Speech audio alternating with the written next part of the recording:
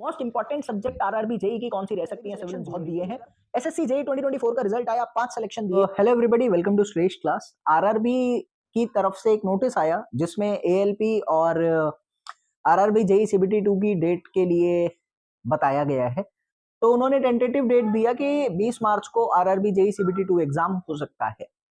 Tentative है, but हम उसी के अकॉर्डिंग अगर प्लान की बात करें तो सबसे ज्यादा जरूरी जो होता है वो है कि एक महीने में रिवीजन कैसे करनी है। अब इस रिवीजन को लेकर मैं आप लोगों के साथ थोड़ी सी स्ट्रैटेजी डिस्कस करने वाला हूं, काफी काम आएगा। और इस पर्टिकुलर सेशन में मैं ये भी डिस्कस कर दूंगा कि वो कौन सी इंपॉर्टेंट सब्जेक्ट है जिनको प्रेफरेंस देनी है, ताकि हम प्रायोरिटी पे उनको फॉलो कर सके और अपने मार्क्स को गेन करें, अपनी एफिशिएंसी को बढ़ाऊं और सिलेक्शन के चांसेस को बढ़ा सके। तो सबसे पहले तो रिवीजन स्ट्रेटेजी की बात कर लेते हैं। देखो यार, जब हम रिवीजन की बात करते हैं ना, तो more than 90% of the students एक ही चीज फॉलो करते हैं, वो है कि वो नोट्स से रिवाइज करना स्टार्ट करते हैं। मेरा फिनोमिना थोड़ा अलग रहता है इस चीज से। मैं जब भी रिवीजन की बात करता हूं तो मैं लॉजिकल बात पे पसंद करता हूं रहना। एग्जाम की बात करें तो एग्जाम में क्वेश्चंस आते हैं और हम नोट्स एक्चुअली पढ़ते ही इसलिए हैं कि हमारे क्वेश्चन सॉल्व हो सके, कॉमन सी बात है। तो जब मैं रिवीजन की बात करता हूं, अगर हम अभी इस पर्टिकुलर फॉर्मेट में, इस पर्टिकुलर टाइम पीरियड में नोट्स को पढ़ना स्टार्ट करेंगे तो हमारे पास क्वेश्चन प्रैक्टिस का टाइम बहुत कम बचेगा। और मेजर जो जरूरत है वो है क्वेश्चन प्रैक्टिस की।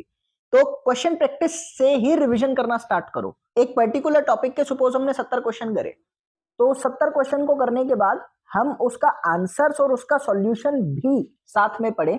एक पर्टिकुलर टॉपिक के 70 से 80 क्वेश्चन सॉल्व आपने करे, तो जब आप उनका आंसर चेक करोगे तो it is mandatory for everybody कि आप उनका सॉल्यूशन भी पढ़ लो। सॉल्यूशन में एक्चुअली वो कंटेंट दिया होता है जहां से क्वेश्चन बनते हैं, जहां से एग्जाम आने के चांसेस ज्यादा होते हैं। और अगर कोई पर्टिकुलर टॉपिक आपको बिल्कुल भी याद नहीं आ रहा, तो उस पर्टिकुलर टॉपिक के नोट्स आप पढ़ो। आप देखोगे कि कम टाइम में ज्यादा एफिशिएंसी के साथ आपको सारा कंटेंट जो है वो रिकॉल होता जा रहा है। इसी को शायद हम रिवीजन कहते हैं। तो मेरे अकॉर्डिंग आपको क्वेश्चन प्रैक्टिस करनी चाहिए और क्वेश्चन प्रैक्टिस के साथ अपने कंटेंट को रिवाइज करना चाहिए। वो ज्यादा एफिशिएंसी के साथ आपको रिजल्ट दे सकता है। और प्रैक्टिस के लिए मैं रिकमेंड करता हूं वर्कशीट्स। वाई? क्योंकि वर्कशीट में टॉपिक वाइज सब कुछ है। जितनी सिविल इंजीनियरिंग के इंपॉर्टेंट क्वेश्चंस बनते हैं, सिलेक्टिव कंटेंट बनता है, वो सब आपको वर्कशीट में दिया गया है डिटेल सॉल्यूशन के साथ। और आरआरबी में कुछ इंपॉर्टेंट ऐसी सब्जेक्ट है जिनको प्रायोरिटी पे आपको लेकर चलना है। थोड़ा सा मैं उसको बता देता हूं, एक दो बातें ध्यान में रखनी लायक है। वर्कशीट के साथ मैं कुछ नोट्स भी फ्री ऑफ कॉस्ट देता हूं, वो आपके काफी हेल्पफुल साबित हो सकते हैं आरआरबी सीबीटी 2 को लेकर। जैसे engineering drawing, building construction, computer, environment, general science, cost and estimation, building drawing, AutoCAD, ये तमाम वो नोट्स हैं जो छोटे छोटे हैं। छोटे छोटे नोट्स हैं, कम टाइम में ज्यादा एफिशिएंसी के साथ रिजल्ट दे सकते हैं। और जो मैं नोट्स देता हूं वो टॉपर्स नोट्स होते हैं, वो टोटली फ्री ऑफ कॉस्ट देता हूं मैं वर्कशीट्स के साथ, सिर्फ आपकी सेल्फ स्टडी के लिए। क्योंकि सेल्फ स्टडी से पहले भी सिलेक्शन बहुत दिए हैं। एसएससी जेई 2024 का रिजल्ट आया, 5 सिलेक्शन दिए, it self is very good result. और आने वाले एग्जाम्स में भी पक्का सिलेक्शन होंगे, क्योंकि there are thousands of student जो सेल्फ स्टडी कर रहे हैं। मेरे कहने से उन्होंने कोचिंग जाना बंद कर दिया क्योंकि सेल्फ स्टडी में ज्यादा एफिशिएंसी उनको नजर आ रही है। पहले वो कोचिंग जाते थे, टाइम बहुत ज्यादा यूटिलाइज करते थे अपना, लेकिन क्वेश्चन सॉल्व नहीं होते थे। अब वो क्वेश्चन सॉल्व करते हैं तो क्वेश्चन और कहीं भी देखते हैं तो वो भी सॉल्व होने लग जाते हैं। इनसे कॉन्फिडेंस इंक्रीज हुआ है उन लोगों का। तो मैं एक्चुअली बच्चों को नोट्स के साथ कुछ टारगेटेड पढ़ाई भी कराता हूं। जिसकी बहुत ज्यादा जरूरत होती है वो है गाइडेंस। मैं प्रॉपरली बच्चों को कॉल पर बात करके गाइड भी करता हूं और उनको टारगेटेड पढ़ाई कराता हूं। तो आप लोगों को भी अगर कोई गाइडेंस लेनी हो तो you can call me any time. अब मुद्दे की बात पर आते हैं कि हम कम टाइम में ज्यादा से ज्यादा नंबर कैसे गेन कर सकते हैं। सबसे पहले most important subject RRB JE की कौन सी रह सकती है सिविल इंजीनियरिंग को लेकर? तो no doubt soil mechanics 10 number का एवरेज रखता है अगर मैं पांच पेपर की एनालिसिस बात करूं। Building material and construction 20 plus number का एवरेज रखता है। एनवायरमेंट 10 नंबर का एवरेज रखता है। आरसीसी की कोडल प्रोविजन, पूरा न्यूमेरिकल पार्ट नहीं, कोडल प्रोविजन 7 से 8 नंबर की एवरेज रखता है एग्जाम में आने के लिए। फ्लूइड मैकेनिक्स भी 7 से 8 नंबर का एवरेज रखता है। इरिगेशन एंड हाइड्रोलॉजी 9 नंबर का एवरेज रखता है आपके एग्जाम में आने के लिए। इंजीनियरिंग ड्राइंग और कॉस्ट एंड एस्टिमेशन, ये दोनों सब्जेक्ट 13 से 14 नंबर का एवरेज है। छोटी सब्जेक्ट है, नोट्स से ही पढ़ना है और 13 से 14 नंबर शॉर्ट इनमें से आते हैं।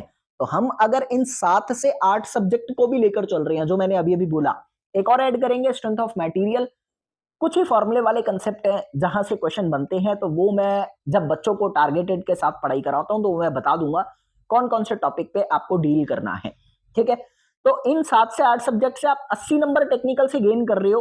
अगर आप इन्हीं सब्जेक्ट के प्रायोरिटी को रखकर क्वेश्चन प्रैक्टिस कर रहे हो और इन्हीं सब्जेक्ट के उन इंपॉर्टेंट टॉपिक्स को गेन कर रहे हो, तो आपका नंबर बहुत अच्छे से आ सकता है कम एफर्ट्स के साथ। दूसरा, 150 नंबर के पेपर में 80 नंबर से कुछ नहीं होगा, लेकिन हाँ 100 प्लस चाहते हैं तो चांसेस पूरे हैं कि कुछ हो सकता है। अब नॉन टेक्निकल की बात को थोड़ा सुनकर चलना काफी हेल्पफुल रहेगी आप लोगों के लिए। नॉन टेक्निकल में अगर मैं देखूं तो जनरल साइंस बहुत छोटे नोट्स हैं, मैंने ऑलरेडी बच्चों को दे रखे और आपने सीबीटी 1 में पहले भी तैयार कर रखे हैं। कंप्यूटर, एनवायरमेंट, ये वो नोट्स हैं जो बहुत छोटे छोटे हैं। और अगर मैं नॉन टेक्निकल की देखूं तो 50 नंबर की वेटेज है। जनरल अवेयरनेस चलो साइड रखो, बचे हुए ये 3 सब्जेक्ट 35 नंबर का डाटा देते हैं। और मैं जो नोट्स देता हूं मेरी श्योरिटी है कि उनमें से ही पेपर आता है, और उन नोट्स को पढ़कर एक्चुअली बच्चों को बेनिफिट हुआ है और आने वाले एग्जाम में आपको भी होगा अगर हम उन नोट्स से इनको प्रिपेयर करते हैं। बहुत कम टाइम में, छोटे नोट्स हैं, कम टाइम में ज्यादा नंबर का प्रिपरेशन हो सकता है। ठीक है, तो अगर मैं 35 नंबर में से कहूं तो 32, 31, 30 नंबर तक हम यहां से स्कोर कर सकते हैं। और 80 नंबर अगर हम टेक्निकल से स्कोर कर रहे हैं, जो मेजर सब्जेक्ट मैंने आपको बताई है, तो ओवरऑल 100 प्लस हम स्कोर आराम से कर सकते हैं। तो इस स्ट्रेटजी के साथ आपको रिवीजन करना है, प्रायोरिटी पे इनको रखना है, बाकी सब्जेक्ट्स का भी टाइम के साथ आप रिवीजन करते रहो। अब एक क्वेश्चन और होता है बच्चे का कि कितने क्वेश्चन एक दिन में करने चाहिए। देखो, अच्छा क्वेश्चन है, थोड़ा ध्यान से सुनना। आपको भी पता है कि आरआरबी में मैं ऑलरेडी काफी सारी वीडियोस पहले बना चुका हूं, आप उनको भी देख सकते हैं चैनल पे। आरआरबी में बहुत इंपॉर्टेंट जो है वो 120 टॉपिक है, लेकिन उनमें से जो ये मेजरली 7 से 8 सब्जेक्ट मैंने आपको बताई, इनमें अगर मैं देखूं तो 90-92 टॉपिक ऐसे बनते हैं जो इन सब्जेक्ट को कवर अप कर देते हैं।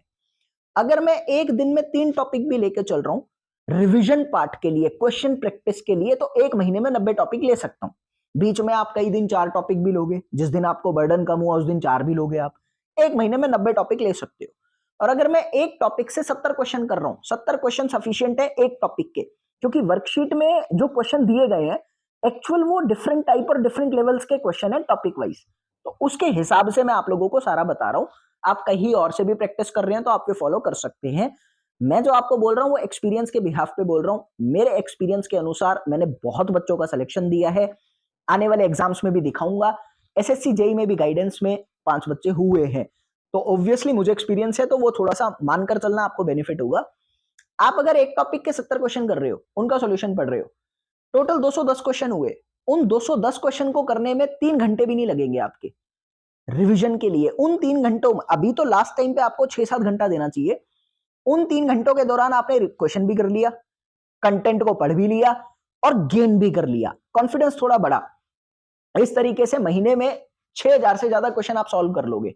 सोच के देखो, ऑर्गेनाइज तरीके से आपने रिवाइज भी करा, आपने कंटेंट भी गेन करा, आपने 6000 से ज्यादा क्वेश्चन भी सॉल्व करे, काफी कुछ आपने गेन करा, आपका कॉन्फिडेंस बहुत बूस्ट होगा। और खेल कॉन्फिडेंस का होता है, एग्जाम में आपको काफी हेल्प मिलेगी। बाकी आपको कोई भी मटेरियल चाहिए हो, कुछ पूछना हो, गाइडेंस लेनी हो, पढ़ना कैसे है कुछ समझ नहीं आ रहा, मोटिवेशन, मतलब कोई भी बात करनी हो, you can call me any time, I am always there to help you. और मेरा नंबर आपको दिख रहा है। बाकी टेलीग्राम ज्वाइन जरूर कर लेना, क्योंकि टेलीग्राम पे डेली क्विज होता है और मैं काफी सारा पढ़ाई से रिलेटेड कंटेंट भी आप लोगों को देता रहता हूँ। सो जय हिंद, जय भारत, हंसते रहो, मुस्कुराते रहो, खेलते रहो। कोई जरूरत हो कॉल करना मत भूलना। याद रखना, I am always there to help you. Bye.